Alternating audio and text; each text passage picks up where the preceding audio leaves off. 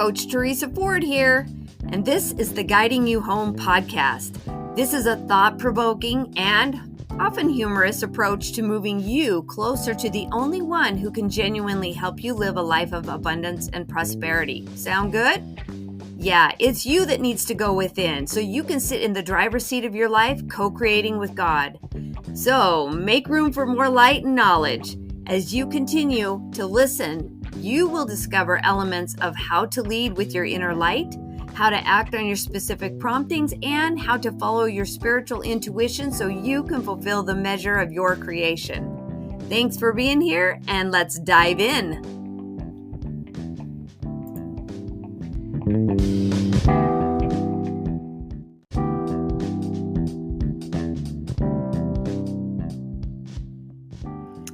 Hello.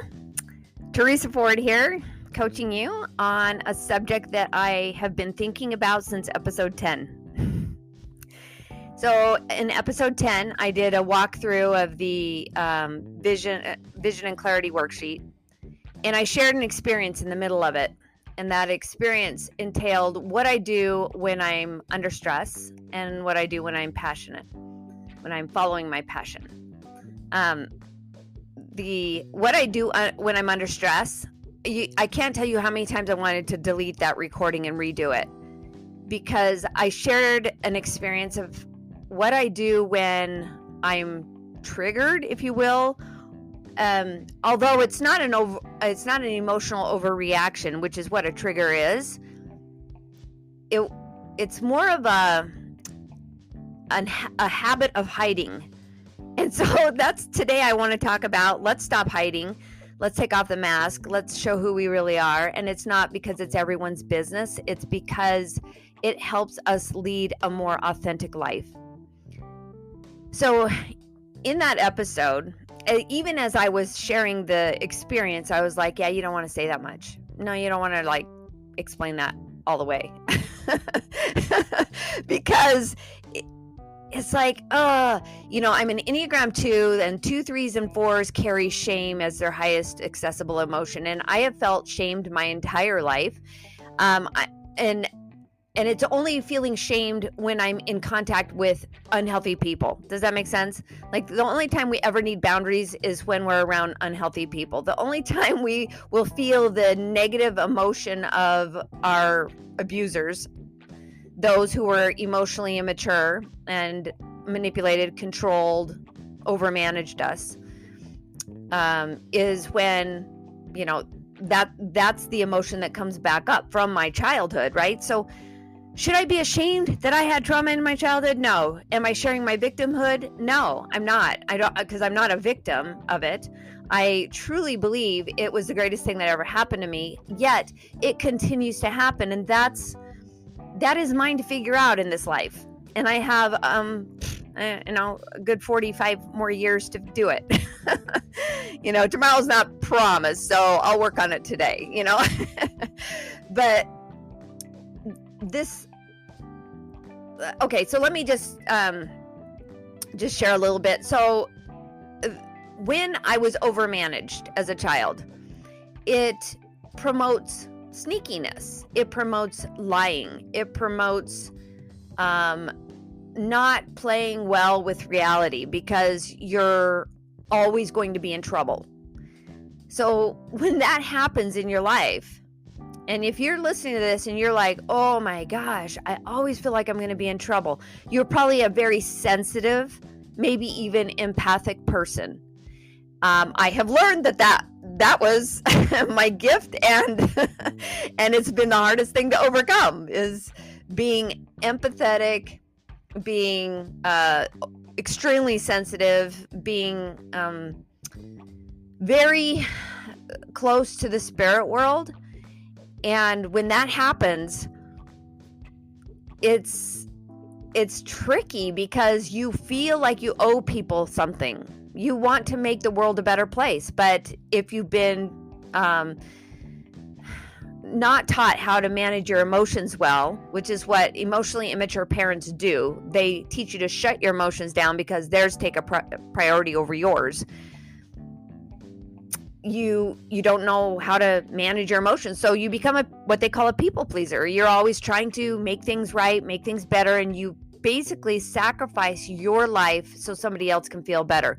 That is the very definition of codependency, and it doesn't work very well for us. So if that's been a thing for you, know that it's normal. It's your nervous system is responding normally to a trauma response, but that's where hiding comes from too. If we have been hiding who we are because it would not make somebody else happy, because their happiness was dependent on whether you could provide happiness for them, whatever that looked like, which is, by the way, an impossible task. You cannot be responsible for somebody else's happiness because you don't know what they need. You don't know what they want, and changing who you are for their sake is only depriving you of having the life you were meant to live. So hiding who we are, hiding the shame we feel about the way we act and behave. When I hide, I lose. When you hide, you lose. That's how that works, because we're withholding a part of ourselves that needs to be currently engaged in living a life we were meant to live, but it can't be engaged because it's holding space for somebody else's disapproval, unhappiness, dissatisfaction, frustration. But you have to also understand that that's what's in them. Those are the emotionally immature parts of who they are. And they're putting it on you because they don't want to take personal responsibility for their thing. They're maybe not awake, consciously aware. They're under the false impression that it is your job to make them happy. And when couples especially get intertwined in this cycle of I need you to change so I can be happy, and so they're both involved in what do you need me to do so you can feel better, it's not, when you do it under the guise of the false pretense that you are responsible for their happiness, it goes nowhere. It's just you being stuck, and you being stuck some more. When you do it under the pretense that your bucket is full and you're offering to help somebody through something, that's totally different than having to mask or change who you are so they aren't annoyed with you. So back to episode 10. And it was just my shame. I don't know who thought what about it. I haven't had any feedback on it, on that story in particular about me. When everyone's out of the house, what do I do with my time? I waste it. Because when I was a child, you had to be productive doing something. You couldn't do nothing. Nothing was not allowed. So it was, but it was still go out and play with your friends. That was doing something. And if I wasn't going out and playing with my friends, my mom happily put the vacuum cleaner in my hands or sent me outside with a paper bag to rake leaves in her beautiful rose garden. So it was being productive all the time. She had me busy till 9:30 p.m. at night. Because she was emotionally disconnected, it really felt like she just wanted me out of the house. She wanted me out from underneath her feet so she could have a life that she was hoping to have at this point in her life, because she was 43 when she had me, and she was 48 when she had my brother. So there's she was thinking she would have free time by now because she had raised her first two, and then she had three, and she was a little disappointed that her time was not her own. So I felt like she was trying to have me out of the house all the time and keeping me busy. I think that was her way of trying to be emotionally present by having us busy all the time. But, it was just, I needed rest. We all need to have rest. So my response to rest that I wasn't allowed to have was to do nothing or be mischievous. Being mischievous. I would hunt out all of her favorite snacks. She had them hidden in places because, so the backstory is she grew up in the Great Depression. She described her childhood as sucking on a potato because that's all they had to eat. And so she would hide goodies everywhere. Like we had Hostess everything hidden in drawers and cupboards, with the tennis rackets, like behind cereal boxes. Like they were hidden throughout the house. Now, I didn't gravitate towards those. I gravitated towards the candy, because she had candy hidden in secret little baggies everywhere. I mean, did you have a parent that would save every ketchup packet they ever got from McDonald's? My mom did. And 25 years later, we finally snuck them out of her drawer and threw them away. But she would hide everything because there was such a huge scarcity mindset that happened.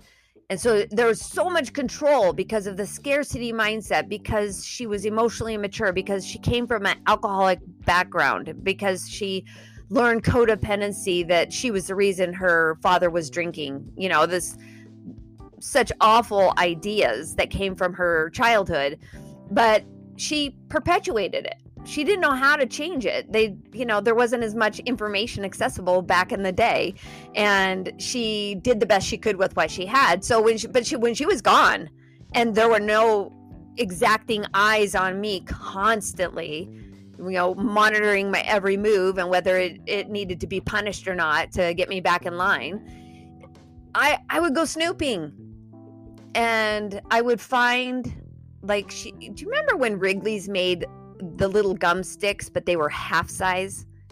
She had those, and there was something so fun and cute, and I just had to have one. And I would get in there and I would get a piece of gum. She had them hidden behind the dishes in the dish cupboard, and I would get one of those out and I would chew gum. She hated us chewing gum, so it was shocking that she even kept a little stash. I don't think she chewed it, but for some reason she had a stash of little Wrigley's spearmint gum. Actually, it was the wintergreen, it was the white kind.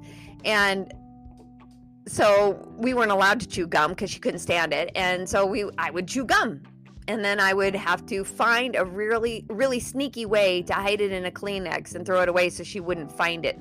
But to the extent that she controlled us, she would dig through garbage cans. So there was a high likelihood she would find this itty bitty little tiny piece of gum and move her stash, and then I would also get in trouble for it. So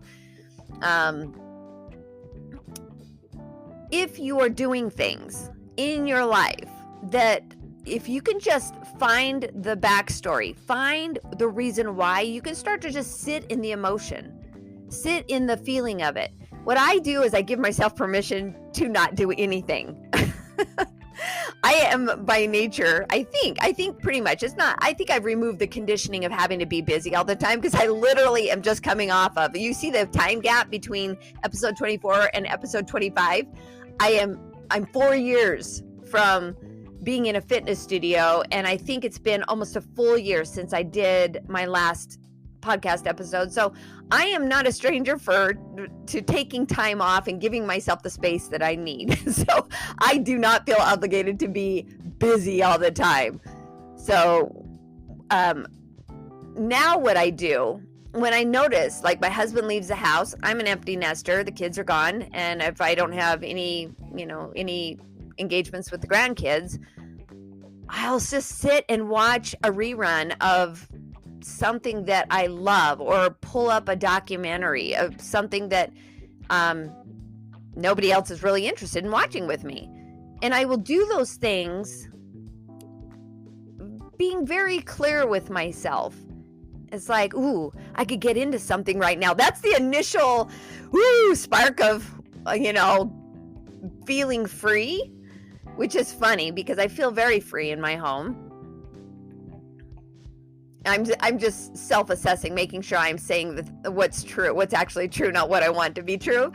I do feel free to watch anything. My husband couldn't care less if I'm watching a documentary or if I'm doing it in the middle of the day when I should be productive. That's not a thing. So, but there's still an element of that childishness in me that's like, ooh, I could get into something. I could pop popcorn and eat all the treats and indulge and enjoy it. And what I've learned to do, the thing that makes it not hiding, is that I just give myself permission to do it.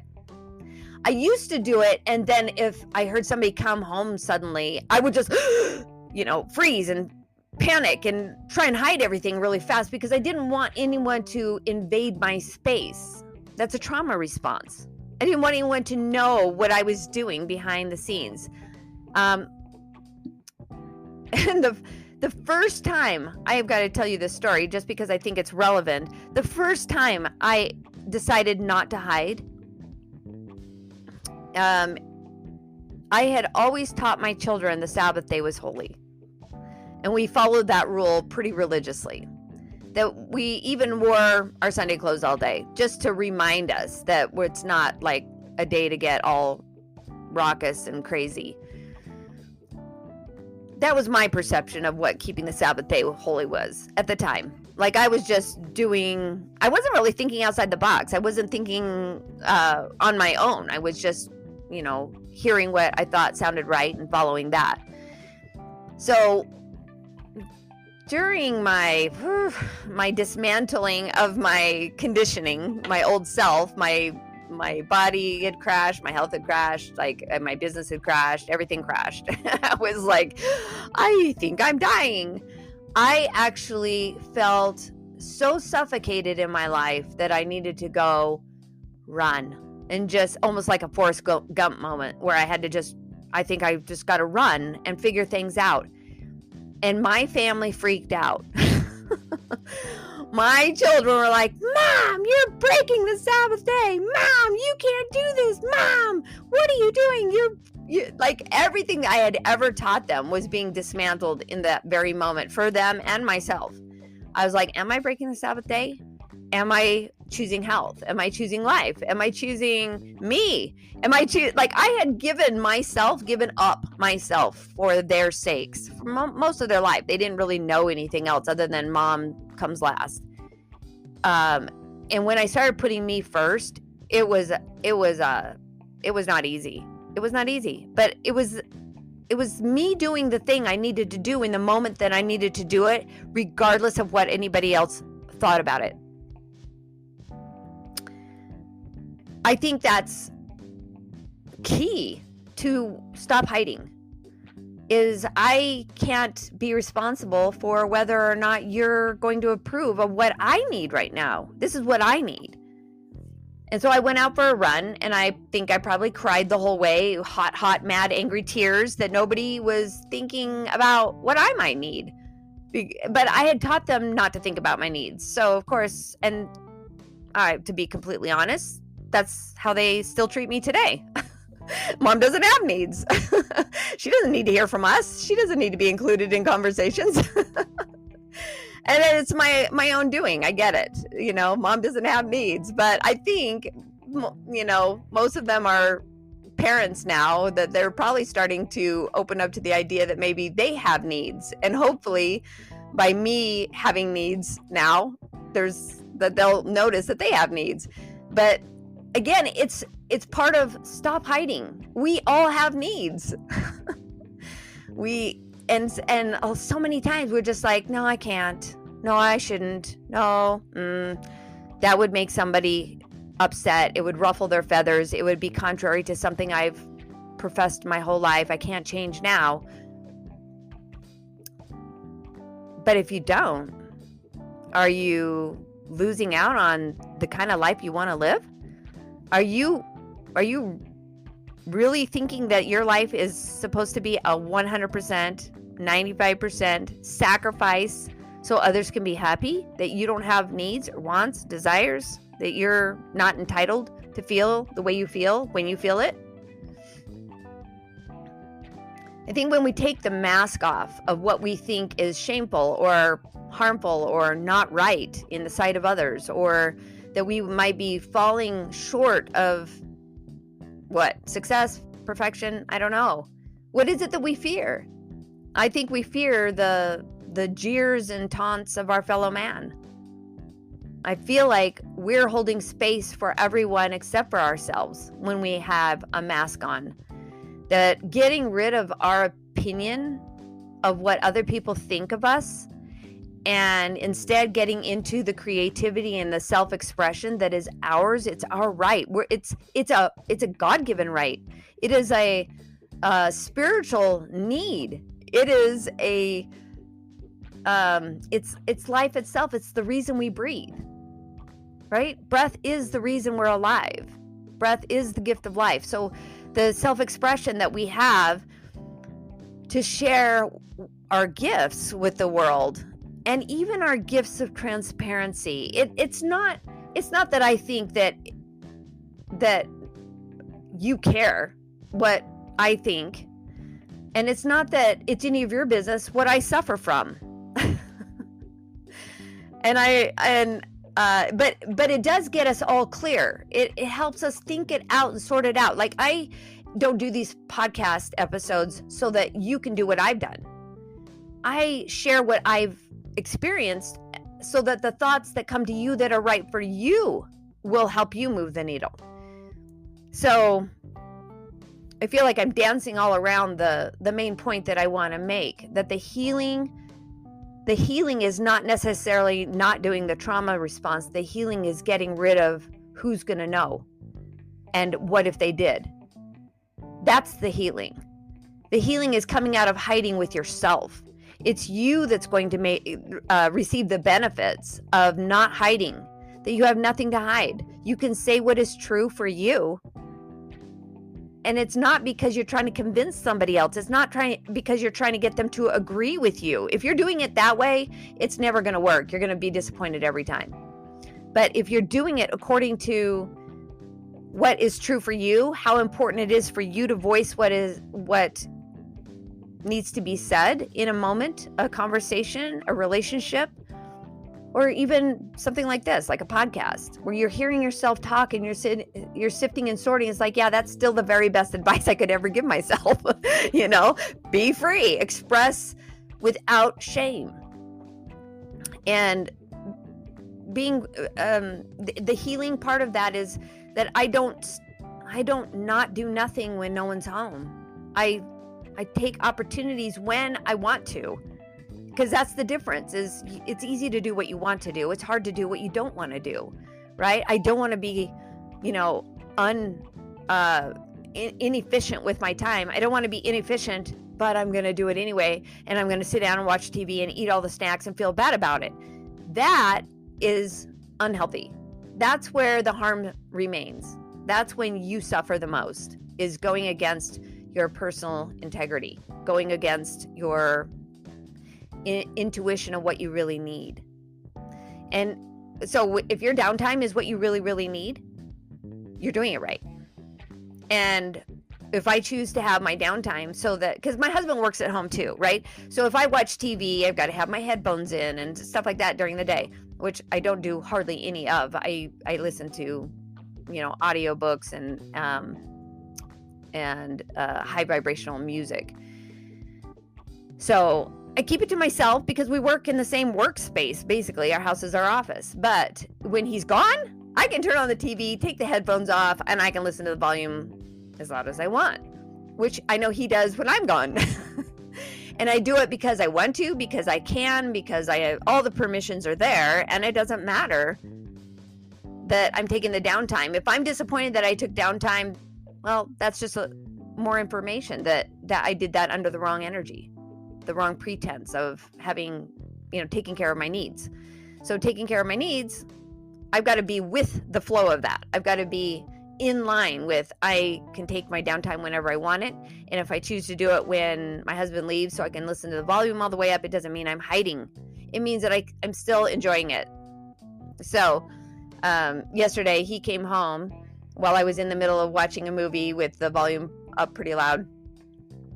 And we have 3 windows that are behind the couch. And so they glare on the TV. So I was standing up close to the TV because there was a certain part of this movie that it was just my favorite. I'm pretty sure it was ad-libbed and it wasn't in the script, but it was the best part of the movie because it was an interaction of 2 people that were just laughing for real, like really being playful together for real.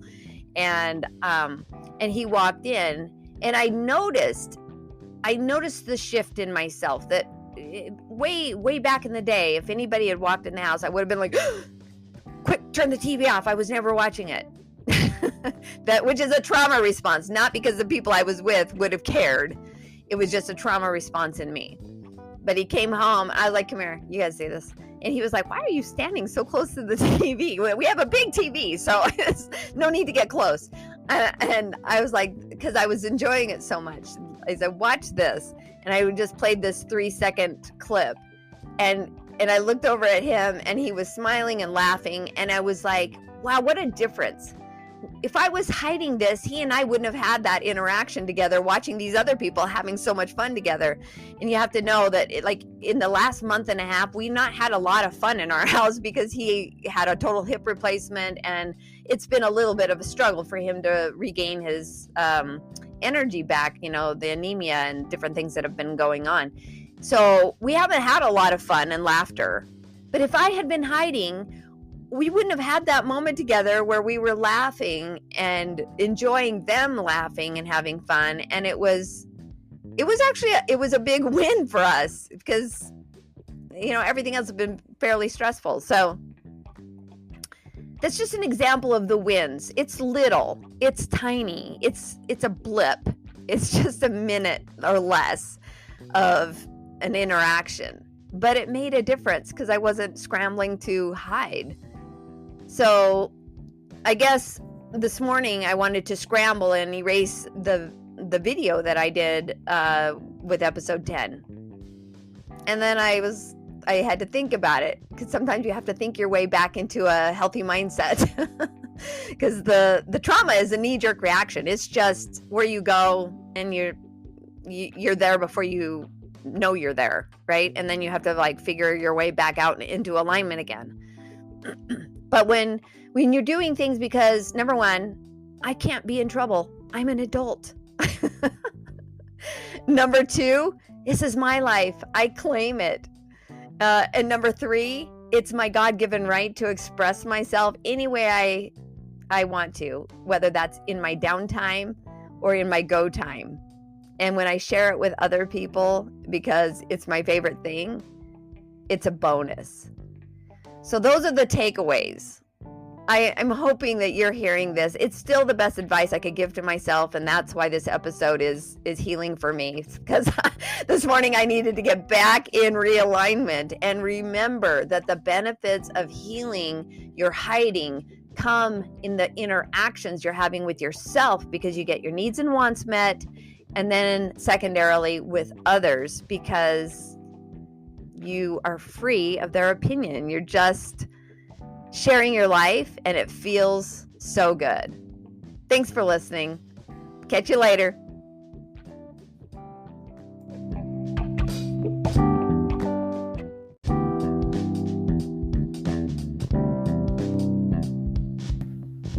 Thanks for listening. I invite you to leave your feedback and share your aha moments as you listen to this podcast.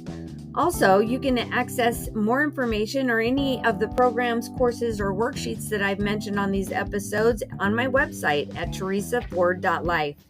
Or what I would really love is for you to connect with me on Instagram at teresaford.coaching and on Facebook at Coaching with Teresa Ford, so I can give you more interesting insights and further coaching to help you fulfill the measure of your creation.